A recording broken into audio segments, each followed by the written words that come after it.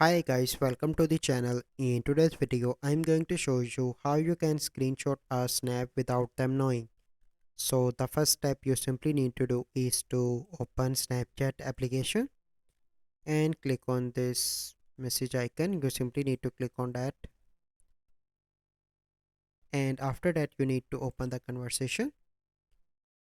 So here you need to, once you open that, you simply need to scroll down, and you need to turn off your Wi-Fi, and you need to turn on the airplane mode. Once you done that, you simply need to take a screenshot.